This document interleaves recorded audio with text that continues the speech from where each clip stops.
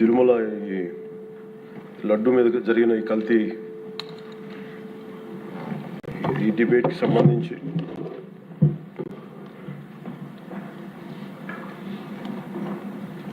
$68 లక్షల కిలోల నెయ్యి అని చెప్పే ఒక కల్తీ నెయ్యిని వాడారు. దీని మీద ఫస్ట్ ఇది ఎలా బయటకు వచ్చింది? గవర్నమెంట్ ఫామ్ అయిన కొత్తలో గౌరవ ముఖ్యమంత్రి గారు ఎన్డీఏ మీటింగ్ మమ్మల్ని అందరినీ పిలిచి కండక్ట్ చేసినప్పుడు ఆ రోజు ఒక నేషనల్ డైరీ డెవలప్మెంట్ బోర్డు చేసిన రిపోర్ట్ని చదివారు. వీళ్ళు గత పాలనలో ఇది కూడా జరిగింది అనేది టీటీడీ బోర్డు వారి పాలక మండలి చేసిన ఇది కూడా జరిగింది అనేది తెలియజేశారు. అంతే, అక్కడితో అయిపోయింది అధ్యక్ష. దాన్ని అంతకు మించి ముందుకు తీసుకెళ్ళాలి. లేదంటే నేను అది విని నాకేమనిపించిందంటే ఇలాంటివి కూడా జరిగినాయా?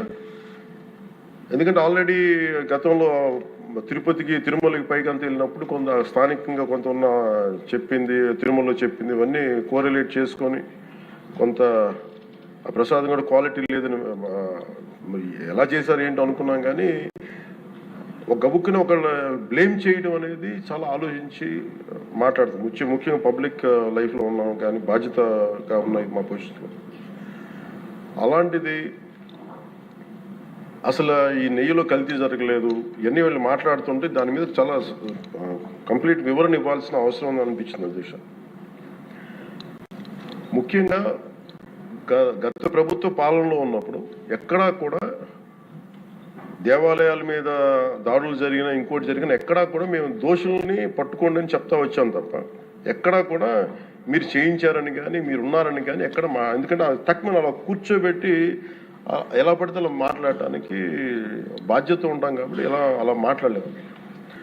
అలాగే ఇది కూడా గౌరవ ముఖ్యమంత్రి గారు రోజు ఎన్డీఏ సభలో చెప్పినప్పుడు మాకు కూడా ఏమనిపించిందంటే దీన్ని ఎలాగా అడ్రస్ చేయాలో నాకైతే ఇంటికి వెళ్ళాక నాకు అర్థం కాదు. ఇలాగ యానిమల్ ఫ్యాక్ట్ కూడా కలిసి ఇది ఎన్డీడీబీలో వచ్చింది అని నేషనల్ డైరీ డెవలప్మెంట్ బోర్డు దాంట్లో. సో ఇవన్నీ కూర్చోబెట్టి మాట్లాడుతున్నప్పుడు నేను తర్వాత మార్నింగ్ నేను ట్వీట్ చేశాను అధ్యక్ష. దాని మీద ఎందుకు ట్వీట్ చేయాల్సి వచ్చిందంటే వరుసగా నన్ను ట్యాగ్ చేస్తే చాలా మెసేజ్లు వస్తూ ఉన్నాయంట. నా ఆఫీస్ నుంచి అన్ని పంపించేటప్పుడు నేను చూసాను ఏం జరిగిందంటే మీరు ఎవరు మాట్లాడరేంటి, ఇలాంటి రిపోర్ట్ ఉన్నప్పుడు కూడా మీరు ఎవరు మాట్లాడరు ఏంటంటే అప్పుడు నా ఉద్దేశం ఏముందంటే ఇది ఈ దేవాలయాలు జరిగే ఇలాంటివన్నీ ఇవన్నీ కూర్చోబెట్టి దీనికి ఒక రక్షణ ఒక సనాతన ధర్మ రక్షణ బోర్డు లాంటి ఉంటే బాగుంటుంది. ఎందుకంటే ఇలాంటి కూర్చోబెట్టి చాలా న్యూట్రల్గా చాలా ఆబ్జెక్టివ్గా చేయొచ్చు ఇవి అనే ఉద్దేశంతో నేను పెట్టాను అధ్యక్ష. నాకు గిల్ట్ ఎక్కడొచ్చిందంటే అరే ఇవన్నీ మనకి లాస్ట్ 2-3 ఇయర్స్ మా టెంపుల్ దగ్గర తిరుమలకి వెళ్ళినప్పుడు కూడా గౌరవ మంత్రివర్యులు మనోహర్ గారు మేము వెళ్ళినప్పుడు మా దృష్టికి చాలామంది తీసుకొచ్చారు అధ్యక్ష. మేమే 2-3 పర్యాలు మేమే మాట్లాడుకున్నాం. సో నాకు అవన్నీ గుర్తొచ్చి అరే మనకి తప్పు జరిగింది తెలిసి మనం దాన్ని సరిగ్గా తీసుకెళ్ళకపోయిన ఒక పశ్చాత్తాపంతో నేను ఒక దీక్ష చేశాను అధ్యక్ష. ఆ తర్వాత దాన్ని అందరూ అన్ని రకాలుగా తీసుకెళ్ళారు సార్, 3 పార్టీస్.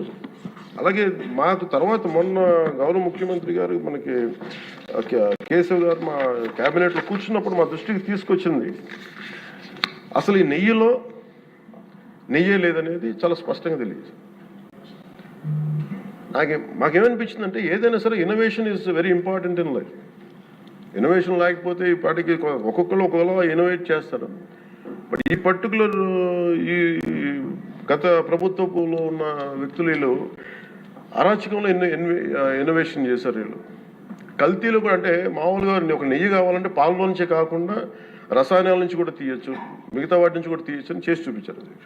దానికి సంబంధించిన కంప్లీట్ సిబిఐకి ఆ రిపోర్ట్ ఇచ్చినప్పుడు ఎక్కడా కూడా నెయ్యి లేకుండా వీళ్ళు నెయ్యి తయారు చేశారని స్పష్టంగా తెలియజేశారు. ఇప్పుడు మనం ఏం మాట్లాడుతున్నాం వీళ్ళందరితో అంటే ఎక్కడా కూడా ఈ సభ సాక్షిగా చెప్తున్నాను, ఇది ప్రజలకు కూడా తెలియాలి, ఎక్కడా కూడా గత ప్రభుత్వం తాలూకు హెడ్ చేసిన వ్యక్తి చేశారని ఎక్కడ కూడా నేను ప్రత్యేకించి మాట్లాడాలి. నేనేం చెప్తాను, టీటీడీ పాలక మండలి బాధ్యత ఇది. మీరు కూర్చోబెట్టి మీరు బాధ్యత తీసుకొని వాళ్ళ పార్టీ ఆ ప్రభుత్వం స్థాపించినప్పుడు వాళ్ళ నియమించిన పాలక మండలి వాళ్ళు చేసిన తప్పులకి సింపుల్ ఏం చేయాలి అధ్యక్ష? ఒక ఇంటర్వ్యూలో కూడా నన్ను అడిగితే నేనేం చెప్పానంటే, you mean to say you going to blame the person who headed the last government అంటే, my intention is not that. My intention is always to say that who did this, who are the perpetrators. A perpetrators is more or less they are the TTD board. Let them be accountable for that. ఎక్కడ కూడా నేను ఈ వ్యక్తి గురించి మేము మాట్లాడలేదు, ఎందుకంటే డైరెక్ట్గా ఇన్వాల్వ్మెంట్ ఉందని మనం చెప్పట్లేదు అది, ఎందుకంటే వాళ్ళు నియమించిన బోర్డు ఇది. కానీ వాళ్ళు ఏం చేస్తున్నారు అక్కడ కూర్చోబెట్టి, ఎక్కడా కూడా సింపుల్ ఏం చేయాలి దీక్ష?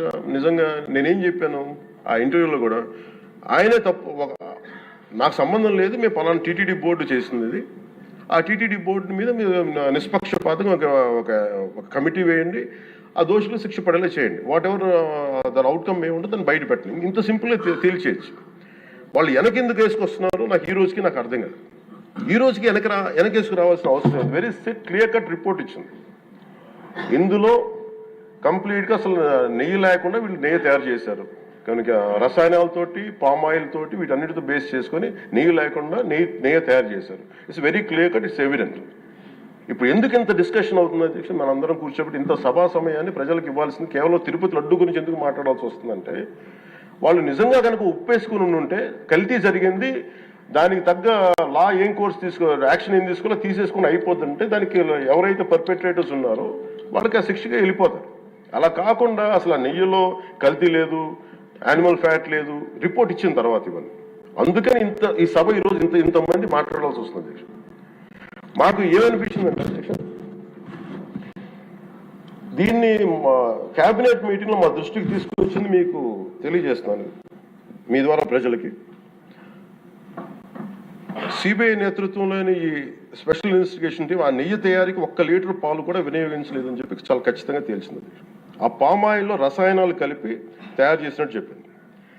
ఆ ఇతర రసాయనాలు ఏ మూలకాల నుంచి తయారయ్యాయో నిర్ధారణ చేసే సాంకేతికత, దానికై సంబంధించిన టెక్నాలజీ ఆ పర్టికులర్ మా వద్ద లేదనేది ఆ సిట్ తేల్చేసింది. ఈ కేసులో 36 మందిని నిందితులుగా తేల్చింది.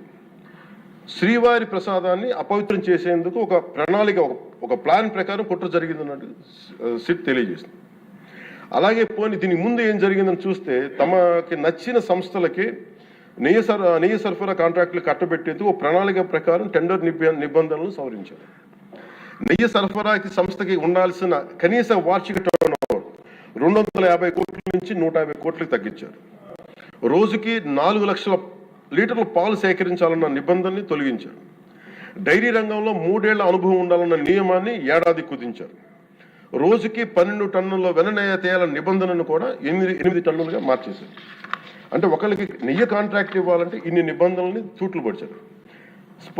అది చేసిన తర్వాత మళ్ళీ సవరణ అనంతరం వీళ్ళు ఎంపిక చేసిన సంస్థలు 20-23 మధ్య నెయ్యి సరఫరా చేశాయి. నెయ్యి సరఫరా చేసిన సంస్థకు అందుకు కావాల్సిన కనీస అర్హతలు లేవని సిట్ ఛార్జ్ షీట్లో ఉన్నది. వీరు నెయ్యి సరఫరాకి ఎంచుకున్న ఆ సంస్థలు బోలేబాబా అని కానీ దానికి అనుబంధ సంస్థలు మాల్గంగా, వైష్ణవి డైరీలు 1 లీటర్ కూడా నెయ్యిని పాల నుంచి తయారు చేయాలని స్పష్టంగా చెప్పారు. ఇది 1924 మధ్య 11 కోట్ల మంది భక్తులను శ్రీవారిని దర్శించుకుంటే, ఆ కాలంలో మొత్తం 48 కోట్ల లడ్డు ప్రసాదాలు విక్రయం జరిగింది. దాంట్లో సుమారు 20 కోట్ల లడ్డూలు నకిలీ నెయ్యితో తయారయ్యాయని చెప్పి టీటీడీ రికార్డ్స్ తెలియజేస్తాం. ఆ 11 కోట్ల మందికి రసాయనాలతో నిండిన మన లడ్డూలను పంపించారు. అలాగే ఇందులో 1,00,000 లడ్డూలు కూడా అయోధ్య రామ మందిర ప్రారంభోత్సవానికి పంపిణీ చేశారు. నేను మొన్న మన క్యాబినెట్లో మన గౌరవ ముఖ్యమంత్రి గారు మేమందరం కూర్చొని మాట్లాడుతున్నప్పుడు నాకు పర్సనల్గా నాకు మెసేజ్ ఏంటంటే, అమరావతి మన ఈ అయోధ్యకి పంపిన లడ్డూలు ఈ లడ్డూలు కాదు, ఇవి వేరే లడ్డూలు. అలా ఎలా తేడా చెప్తారు వీళ్ళు? దానికోసం ప్రత్యేకంగా అంటే అక్కడ నిబంధనలు ఎక్కడా కూడా మీరు నెయ్యి మేము పలానోళ్ళు కొన్నారు మాకు డీటెయిల్స్ ఇస్తూ ఉన్నారు. నేను సభాముఖంగా ఎందుకు వాళ్ళకి పేర్లు ప్రస్తావించారు, అది చెప్పిన వ్యక్తులు కానీ వీళ్ళు కానీ.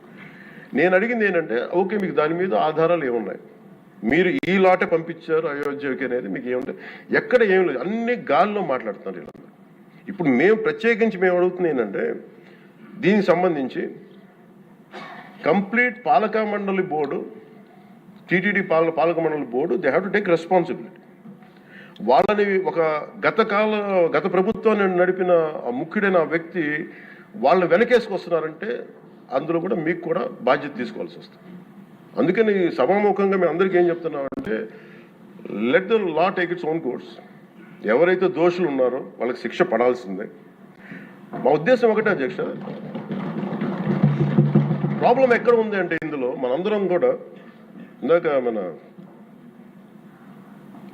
గౌరవ సభ్యులు మాట్లాడతా, నెల్లూరుకు సంబంధించి సోమిరెడ్డి గారు మాట్లాడతా దర్గా కానీ మన కస్మూర్ దర్గా గురించి వీటన్నిటి మాట్లాడుతూ ఉంటే బేసిక్గా నేను కూడా నెల్లూరులో పెరిగాను కాబట్టి నేను అర్థం చేసుకోగలను. అది ఎక్కడా కూడా వేరే మతాలను కించపరచడం అనేది తెలియదు అది ఈ దేశం. అందుకే ఈ దేశం ఇలా ఉండేది కాదు. అలాంటి దేశం సాంప్రదాయాలని వీళ్ళు కూర్చోబెట్టి కల్తీ జరిగిందంటే వెరీ సింపుల్గా ఏం చేయాలి, అడల్ట్రేషన్ జరిగింది, మేము కూర్చోబెట్టి దీన్ని కరెక్ట్ చేసుకుని మీరు కరెక్ట్ చేయండి, మేము మీకు మద్దతు ఇస్తాం, ఇంతే చెప్పాలి అధ్యక్షుడు. అంతేగాని దాన్ని వెనకేసుకు వస్తున్నారు అంటే ఒకటి క్లియర్ కట్ రిపోర్ట్ ఉంది, అందులో నెయ్యి లేదనేది, అందులో రసాయనాలు ఉన్నాయని క్లియర్ కట్ చెప్పింది. ఈ రసాయనాల్లో ఏమున్నాయి అనేది అది పెరుమాళకి ఎరుగదు, ఆయనే కూర్చొని చేయాలి.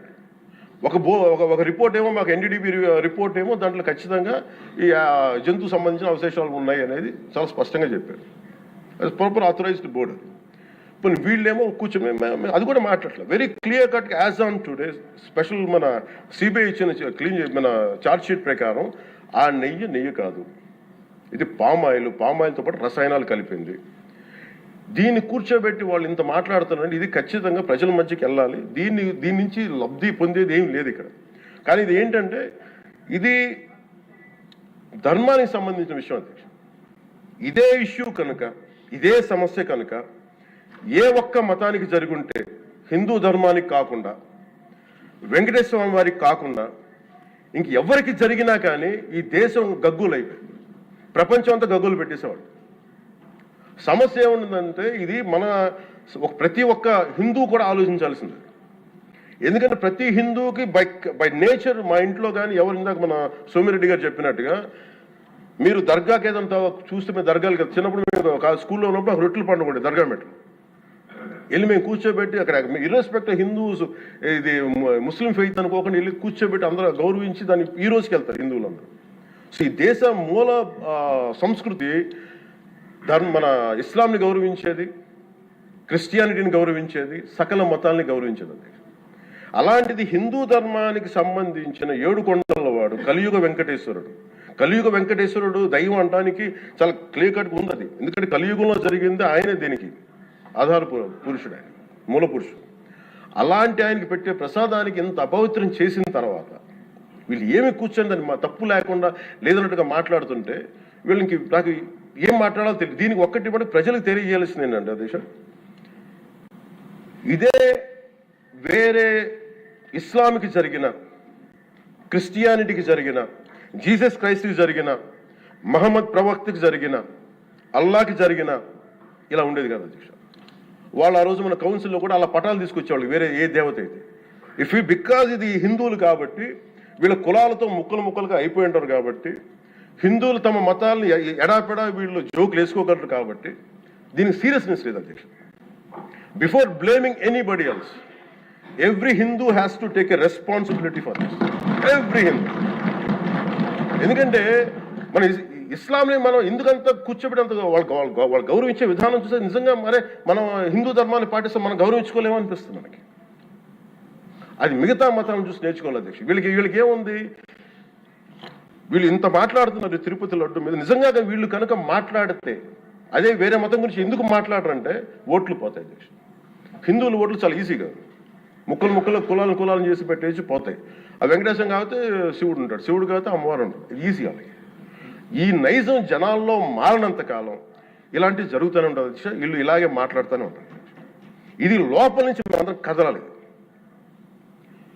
ఇర్రెస్పెక్ట్ ఆఫ్ పార్టీస్. నేను వైసీపీలో ఇప్పుడు రాని వైసీపీ నాయకులు కూడా అడుగుతున్నాను, వాళ్ళ పద్ధతిదారులు కూడా చెప్తున్నాను ఈ సభాముఖం. మీరు ఎవరన్నా సరే రేపొద్దున్న నుంచి మీరు వెళ్ళి తిరుమలలో వెంకటేశ్వర స్వామిని దర్శించుకున్నప్పుడు ఆ నిలువెత్తు స్వామివారిని చూసినప్పుడు మీకు గిల్ట్ కలగకపోతే మీరు చూడండి. ఎందుకంటే ఆయన కళ్ళలోకి చూసినప్పుడు మీరు ఇన్ని తప్పులు చేసేవాళ్ళు మేము వెనకేసుకొస్తున్నామని ఎవరన్నా మాట్లాడితే ఆ పాపం వాళ్ళకే కాదు వాళ్ళకు కూడా చుట్టుకుంటుంది. ఇది ఖచ్చితంగా దీన్ని ఎక్కడో చోట దీనికి ఒక లాజికల్ కన్క్లూజన్ అయితే పట్టుకెళ్ళదు. దోషులకి శిక్ష పడాల్సింది. ఎందుకంటే ఇది ఇక్కడతో ఆగకపోతే ఇది ఒక పరంపర అయిపోతుంది. అందుకని మేము ఖచ్చితంగా I'm committed to get this. Who are are the perpetrator, they should be punished. They should be punished. అలాగే ఒక ముగింపు 2 వాక్యాలు చెప్పి నేను మాకు చెప్పి ముగిస్తాను. మొన్న మధ్య నేను ఆముక్తమాల్య చదువుతున్నప్పుడు 218వ పద్యం, దాంట్లో ఆయన చెప్పింది ప్రత్యేకించి ఆయన రాసిన ఈ